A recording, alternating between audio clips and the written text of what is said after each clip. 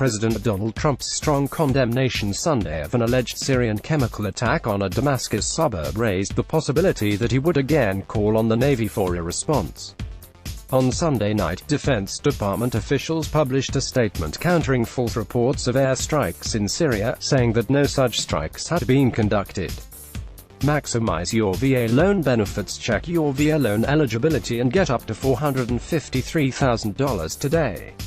Click here. However, we continue to closely watch the situation and support the ongoing diplomatic efforts to hold those who use chemical weapons, in Syria and otherwise, accountable, they said.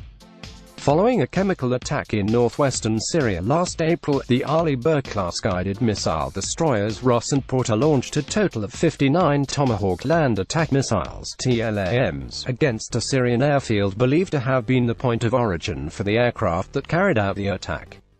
The Tomahawk strikes were focused on the Al-Shayrat airfield, from which the U.S. charged that aircraft took off to hit the town of Khan Sheikhoun, killing dozens with the suspected nerve agent sarin. A total of 59 TLAMs targeted aircraft, hardened aircraft shelters, petroleum and logistical storage, ammunition supply bunkers, air defense systems, and radars, Navy Captain Jeff Davis, a Pentagon spokesman, said in a statement at the time.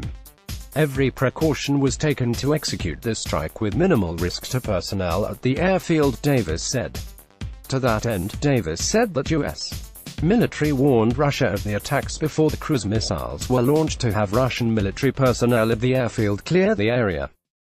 Shayrat airfield was used to store chemical weapons and Syrian air forces, Davis said.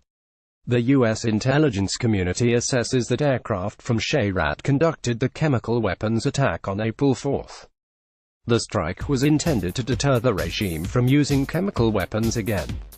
In a White House statement at the time, Trump said that he ordered a targeted military strike on the airfield where the chemical attack was launched. It is vital to the national security interest of the United States to prevent and deter the spread and use of deadly chemical weapons, Trump said.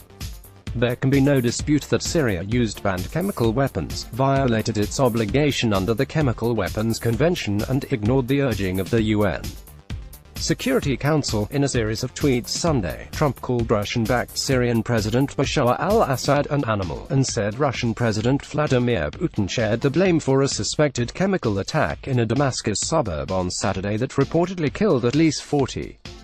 Trump said Syria would have a big price to pay. Senator Lindsey Graham, of South Carolina, a member of the Senate Armed Services Committee, was among several Republican senators who used Sunday talk show appearances to call for a U.S. military response.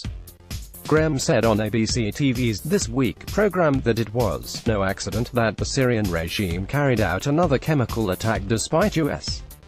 warnings. They see us and our resolve breaking. They see our determination to stay in Syria waning, Graham said in a reference to Trump's call for a U.S. withdrawal from Syria very soon. But President Trump can reset the table here, Graham said. If he doesn't follow through and live up to that tweet, he's going to look weak in the eyes of Russia and Iran. So this is the defining moment, Mr. President. Richard Sisk can be reached at Sisk@military.com. Show full